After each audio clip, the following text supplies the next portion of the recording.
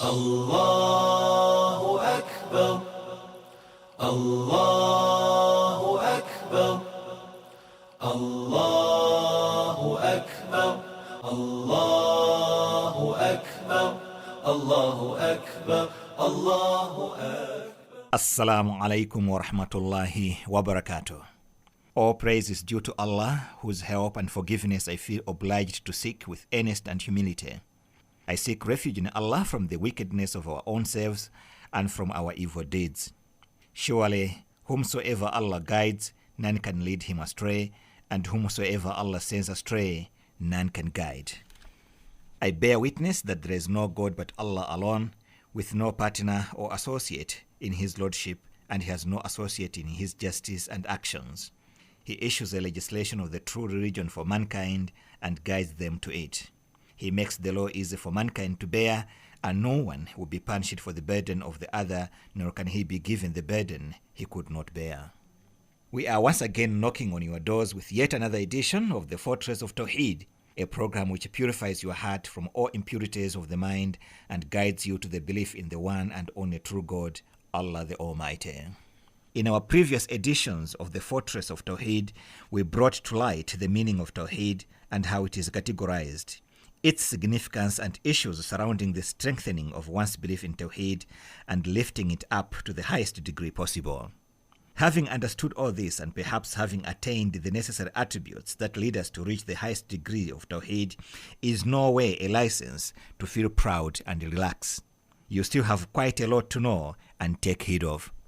In the essence of that, today's edition of the Fortress of Tawheed will take you through the prohibitions and nullifications of Tawheed so as to create the much needed awareness to keep one's belief in Tawheed upright and indisputably clean and pure.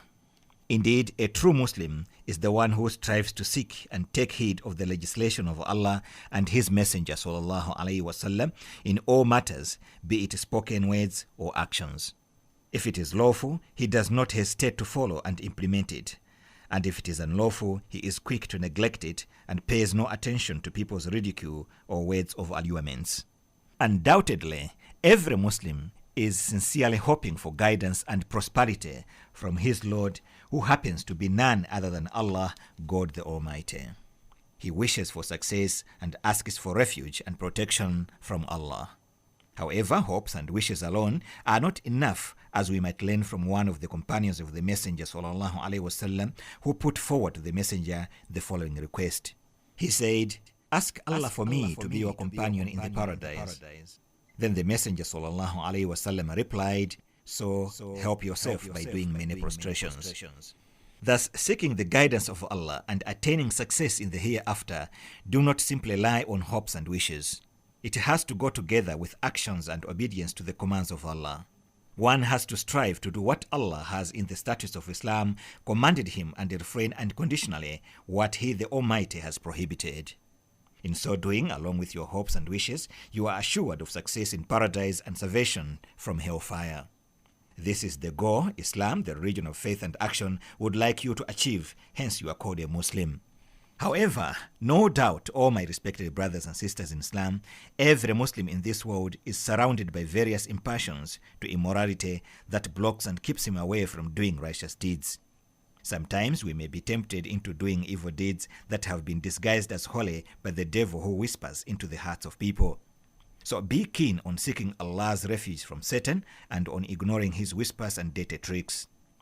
Our evil desires should be discarded so that we are not taken unaware into the deviation of the most cherished foundation of humanity, the belief in Tawheed. The Quran states as it rebukes those who are enslaved by their desires, يَتَّبِعُونَ إِلَّا الظَّنَّ وَمَا تَهَوَى الْأَنفُسُ. They follow but a guess and that which they themselves desire. Quran 53, verse 23. In addition, we should not be deceived by the blessings that we have now, such as the good health we have, the abundant wealth, the throne, or even the vast knowledge we have accumulated through education and other blessings, to give them room to swerve us away from the straight path and forget Allah. Certainly, we will grievously regret one day if it so happens. Furthermore, just as your spirituality is increasing and your level of Tawheed picks up, beware that the devil's wickedness is also intensified to block your way and bring you down. So be keen in finding good friends that enhance your doing righteous deeds and warn you against evil deeds, so that on the day of resurrection you will not regret saying, Ya waylata laytani lam attakhidh fulanan khalila laqad adallani an adh-dhikri ba'da idh ja'ani wa kana ash-shaytanu lil-insani khadhula. Oh, woe to me! I wish I had not taken Saul as friend. He led me away from remembrance after it had come to me, and ever is Satan to man a deserter. Quran 25 verses 28 to 29. I'm saying all this so as to bring to your attention how important it is to carefully safeguard your belief in Tawheed and let it not be corrupted by the tricks of the devil disguised in your sight as if they are part of worship to Allah, yet in actual sense they pull you away from Tawheed and throw you into the world of sin and shirk. To this effect, your being aware of prohibitions and nullifications of Tawheed becomes very important for your sake and for the sake of Islam. I have carefully studied these, and I hope you find this information as a wake-up call to your spiritual life, and you would not allow yourself to sink so low to revere anything other than Allah, God the Almighty. Do not give room for some deficiency into your belief in Tawheed by doubting the absolute power of protection over you. Allah, God the Almighty, is the protector, and unto Him alone we seek protection. As such, the moment you turn away from this belief and start wearing chains or threads, whether made of gold, bronze, iron, or leather for protection against calamities, you have then no doubt fallen into shirk. Some people even go to the extent of whispering to the threads they have put on around their arms, begging them for protection and salvation. Surely, in so doing, you have associated the chains or the threads with Allah as partners in His power to protect you, rendering your Tawheed somewhat nullified. This, however, does not mean that one should not equip himself with weaponry for self-defense and protection. All we are saying is put your trust in Allah and have total conviction that He is the protector. Certainly, your weaponry, the so-called bodyguards and their military training, are nothing if Allah does not render His protection for your rescue. The general rule is close the door and trust in Allah. More often than not, some people get deluded that besides Allah, amulets and innovated ruqa incantation, that is a set of words spoken or chanted as supposedly magic spell, have the powers to heal the sick. An amulet is something that a person hangs on his body or on an animal and is made of threads or rolled threads. The amulet may either contain writings from innovated invocations that were not derived from the Quran and Sunnah, or contains writings derived from the verses of the Quran and Sunnah. Innovated ruqa is a form of healing by using amulets and invoking strange phrases, and by seeking help from jinns in diagnosing illness or in discharging witchcraft. All this leads to shirk according to the most accurate opinion. The Messenger of Allah sallallahu alaihi wasallam is reported to have said, Indeed, the ruqa is an act of polytheism. Amulets and love potion, enchantment, are acts of polytheism. Reported by Ahmad and Abu Dawud. Amulets may include hanging paper, a hanging piece of bronze or iron with strange words written or engraved on them, which sometimes bear the names of Allah or Ayatul Kursi, and placed in a house or office or in a vehicle with the belief and conviction that these stuffs possess the powers to protect people and their property from the evil eye and other distractions. The noble Prophet Muhammad sallallahu alaihi wasallam said, "Whoever trusts in a certain thing shall be delegated to it." Reported by Ahmad, Tirmidhi, and Hakim. Just as I have said earlier, this does not mean that one should be denied from seeking medication when he falls sick. One can be hospitalized and receive proper medication as may be prescribed by the physician, but all we are saying is have trust in Allah and total conviction that He, Allah, has the absolute power to heal.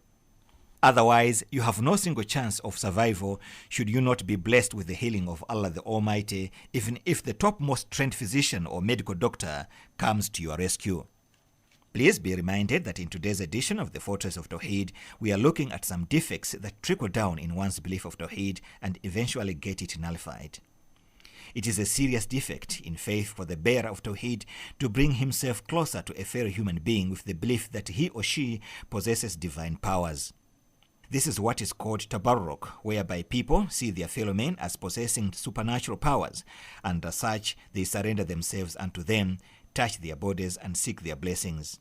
They call them lords and sometimes master, a title that even Jesus refused to be called. What is making it even worse is that most of these claimants for lordship and masterhood are those who occupy high positions in religious circles, and much as the faithful followers get convinced that these so-called lords have divine powers, so too the clergy themselves become convinced that they indeed possess such supernatural powers. What a disgrace. Again, this does not mean that we should not respect elders and the clergy, nor does it mean that we should not seek a helping hand from fellow humans.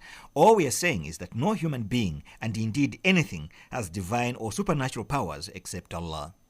Furthermore, nobody and indeed nothing can claim to play an intermediary role between Allah and His creatures. Therefore, tabarruk on fellow humans or other, such as trees, stones, or even the Kaaba, would invalidate your Tawheed, as this practice leads you nowhere but to shirk, polytheism. Allahu Akbar, Allahu Akbar, Allahu Akbar. Tawheed also gets nullified when its bearer claims spirituality to sacrifice an animal for other than Allah, such as the awliya, the pious people, Satan, or jinns, so as to gain benefits from them or seeking their protection from harm. Just as it is prohibited to sacrifice the animal for other than Allah, it is also a deviation from Tawheed to sacrifice an animal on the places where sacrificing for other than Allah is done, even if the intention is sincere to Allah in slaughtering the animal on such a place. However, one may dedicate his sacrifice for offering for a purpose that is compliant to the Islamic Sharia, such as birth of a child, aqiqah, and other religious rituals, provided the slaughtering is done in the name of Allah, God the Almighty, and for His sake. Among the issues that nullify Tawheed is vowing to other than Allah. The practice of swearing in other names and material things is a defect in Tawheed. Surprisingly, this practice found itself deep-rooted among our communities, who often swear by their forefathers, by the graves, and by the Quran, and sometimes they swear by some type of diseases such as leprosy. The bearer of Tawheed should refrain from this practice, as it is only Allah who has the right to swear by His creatures or notable days and events, as it may be observed in the scriptures. It is only in the name of Allah that we should swear, and we should not vow to other than Allah in all matters of spirituality. Man halafa bighayri Allahi faqad kafara aw ashraka. Whoever swears by other than Allah has disbelieved or committed shirk. However, if one strongly feels that he needs to make a mention of a particular object in his oath, for example the sun, then he should say, I swear by Allah, the Lord of the sun. This is in accordance with the hadith of the Prophet ﷺ, in which he advised his beloved companions not to swear by the Kaaba, but instead say, by the Rabb, Lord of the Kaaba.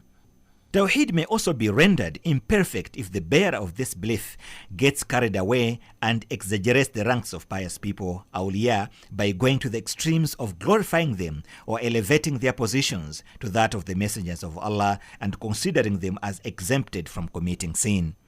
In fact, excessive dogma in the righteous persons is the root cause of infidelity of mankind and its deviation from the true religion.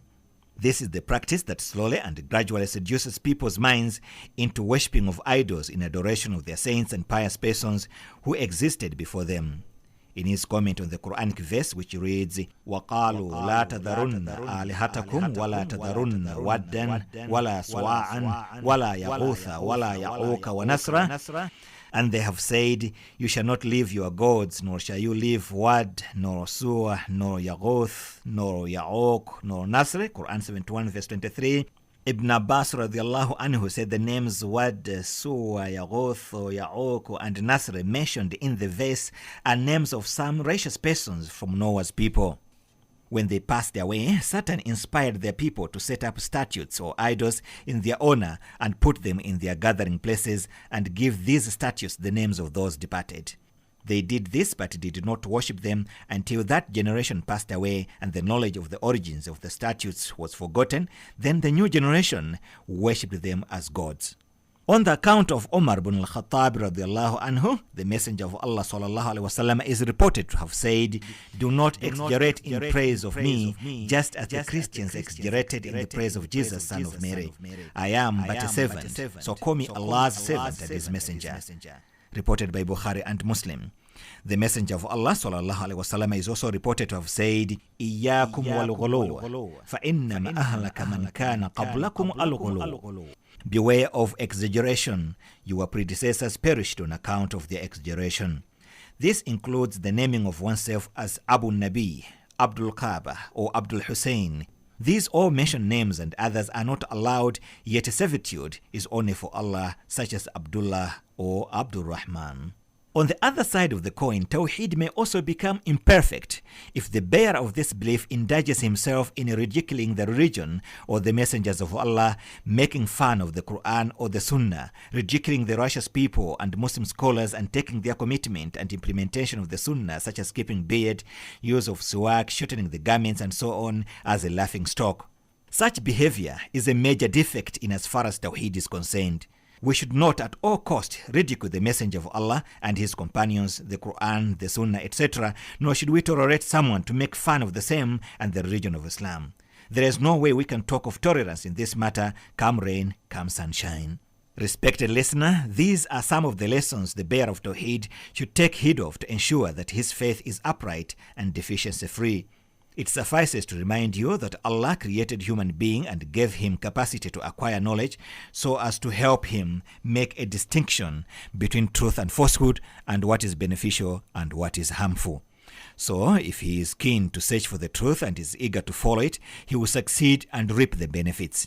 But if he ignores the command of truth and flouts it, he will be a plain loser.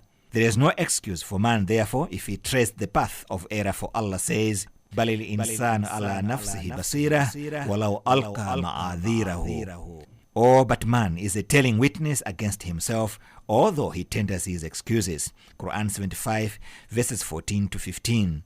And that's it in today's edition of the Fortress of Tawheed. Once again, Assalamu alaikum.